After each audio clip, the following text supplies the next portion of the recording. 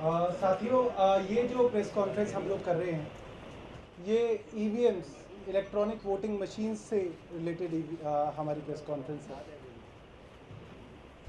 आप लोगों ने इस चीज़ के बारे में सुना होगा कि जब इस देश के अंदर नोटबंदी लागू की गई, उसके बाद जगह जगह अखबारों के अंदर, मीडिया की रिपोर्ट्स के अंदर, टेलीविज़न चैनल्स के अंदर, और आप खुद भी अगर आसपास निकलते होंगे तो अक्सर आपको ऐसा माहौल देखने को मिला होगा कि लोग डीमोनेटाइजेशन के इफ़ेक्ट्स को बहुत अच्छी तरह नहीं ले रहे हैं। लोग काफ़ी परेशान हैं, लोगों के धंधे डूब रहे हैं, लोगों की नौकरियां चली गई। जो लोग दिल्ली, बॉम्बे, बड़े महानगरों में काम करते थे, उनकी नौकरियां चली गई, वो अपने गाँव के अंदर पलायन कर रहे हैं। बहुत सारे लोगों की जान गई, यहाँ तक कि शादी ब्याह तक के भी काम लोगों के रुक गए। और मोटे तौर पे ये माहौल था कि लोग इस नोटबंदी से खुश नहीं हैं, काफ़ी परेशान हैं। मगर एक ख़ास बात जो देखने में आई वो ये थी कि नोटबंदी के बाद जितने भी चुनाव देश के अंदर हुए, चाहे स्टेट्स के अंदर हुए, चाहे म्युनिसिपल कॉरपोरेशंस के अंदर हुए, उन सभी चुनावों के अंदर जो रिजल्ट्स आए, ज़्यादातर के अंदर बीजेपी की अच्छी खासी जीत हुई। और यही वो पीरियड था, इसी दौरान इस तरीके की खबरें भी बहुत सारी आनी शुरू हुई कि कहीं पे ईवीएम मशीन ख़राब हो गई, कहीं पे ईवीएम मशीन के अंदर कोई स्नैग आ गया। उसी दौरान ऐसी खबरें भी आई कि म्युनिसिपल कॉरपोरेशन के अंदर कोई कैंडिडेट ने चुनाव लड़ा और वो बोल रहा है कि भाई मेरे और मेरे परिवार के 26 वोट हैं, सब ने मुझे वोट डाला, मैंने खुद तो अपना वोट डाला, मेरा वोट भी इस मशीन से गायब हो गया, चोरी हो गया। इसी दौरान इस तरीके की भी खबरें आई, धौलपुर से खबरें आई कि 18 पोलिंग बूथ्स के ऊपर जो मशीनें थी वो ख़राब थी। भिंड से खबरें आई और बहुत सारे लोगों ने वीडियो देखा, कई अखबारों के अंदर छपा कि खराबी कुछ इस तरीके की हो रही थी उन मशीनों के अंदर कि आप कोई भी बटन दबाएं, आपका जो वोट था वो बीजेपी पे जा रहा था। मोटे तौर पे चुनाव आयोग की तरफ से या भाजपा की तरफ से, क्योंकि ज़्यादातर क्लैरिफिकेशन या तो चुनाव आयोग देता है या भाजपा देती है, कोई और पार्टी, कोई और संस्था इसके लिए बिल्कुल इंटरेस्टेड नहीं है। ज़्यादातर क्लैरिफिकेशन के अंदर यह आता है कि कोई टेक्निकल खराबी थी, और ये कभी एक्सप्लेन नहीं किया गया कि इस तरीके की टेक्निकल खराबी कैसे हो रही है कि मशीन के अंदर ऐसी ही खराबी होती है जिसका फ़ायदा सिर्फ बीजेपी को मिलता है। खराबी चाहे धौलपुर में हो, चाहे भिंड में हो, उसका फ़ायदा सिर्फ और सिर्फ बीजेपी को मिल रहा है। और ये सिर्फ कोइंसिडेंस नहीं है कि बीजेपी के पास ही इस देश की सत्ता है। तो मोटे तौर पे जब ये बहस चल रही थी तो दो सवाल थे जो लोगों के मन में थे, और वो सवाल बार बार उठ रहे थे। वो दो सवाल ये थे, पहला कि क्या ईवीएम मशीन टेम्पर हो सकती है, और दूसरा, अगर हाँ तो क्या इन चुनावों के अंदर ईवीएम मशीन टेम्पर हुई है। ये दो बड़े बड़े सवाल थे। परसों हमने दिल्ली विधानसभा के अंदर ईवीएम मशीन के एक रेप्लिका को टेम्पर करके दिखाया। जनरली चुनाव आयोग बार बार ईवीएम मशीन को टेम्पर ना होने की जो दलीलें देता था वो ये था कि भाई ये जो ईवीएम मशीन है एक स्टैंड अलोन मशीन होती है, ये किसी नेटवर्क से कनेक्टेड नहीं होती, इसमें मोबाइल फ़ोन की तरह कोई सिम नहीं होता, इसलिए इसको टेम्पर करना बहुत मुश्किल है। दूसरी दलील जो चुनाव आयोग देता था या बीजेपी के लोग देते थे वो ये थी कि क्योंकि चुनाव से मात्र 10 दिन पहले ही ये डिसाइड होता है कि कौन सी पार्टी का कैंडिडेट कौन सी मशीन के कौन से बटन पे बैठेगा, कौन सा बैलेट नंबर उसको मिलेगा, इसलिए ये ईवीएम मशीन्स पहले से टेम्पर कर दें इसकी संभावना नहीं। हमने दोनों ही चीज़ें कल या परसों कहें तो विधानसभा के अंदर दिखाई, डेमोन्स्ट्रेट की, लाइव डेमोन्स्ट्रेशन किया कि दोनों ही चीज़ों के अंदर हमारी मशीन भी स्टैंड अलोन मशीन है और हमारी मशीन भी उस वक्त हम ये डिसाइड कर सकते हैं कि हमको उस मशीन के अंदर कौन से कैंडिडेट को जिताना है और हम उसको जिता सकते हैं एक सीक्रेट कोड डाल के।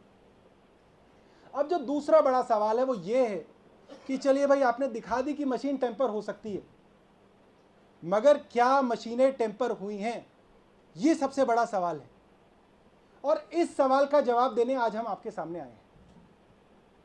कल जैसा कि आप लोगों को मालूम है कि इलेक्शन कमीशन ने सारे राजनीतिक दलों को बुलाया है इस ईवीएम मशीन के बारे में बातचीत करने के लिए। कल कॉन्स्टिट्यूशन क्लब में 10 बजे मीटिंग रखी गई है। हमने इसका बहुत साधारण तरीका अपनाया, इसके अंदर बहुत कॉम्प्लिकेशंस करने की जरूरत नहीं है। बहुत साधारण तरीके से हम लोग ये बता सकते हैं कि क्या मशीनों के अंदर गड़बड़ी हुई है नहीं हुई है।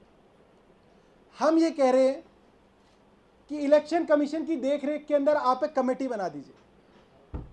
उस कमेटी के अंदर आप सभी पॉलिटिकल पार्टीज के एक एक रिप्रेजेंटेटिव को डाल दीजिए। उसके अंदर इलेक्शन कमीशन के भी रिप्रेजेंटेटिव्स को डाल दीजिए। हमारी टेक्निकल टीम की एक्सपर्ट, हमारे टेक्निकल एक्सपर्ट्स की एक टीम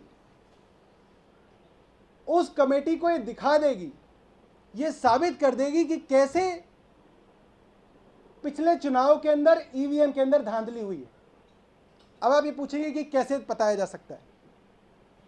मान लीजिए हम समाजवादी पार्टी से बात करेंगे, हम उनसे पूछेंगे कि आप उत्तर प्रदेश के अंदर 5 बूथ बता दीजिए, कोई 5 बूथ बता दीजिए जहां पे आपको लगता था कि आपके वोट ज़्यादा आने चाहिए थे मगर आपके वोट बहुत कम आए और आपको उन 5 बूथों पे सबसे ज़्यादा शक है कि यहां पे तो पक्का टेम्परिंग हुई है।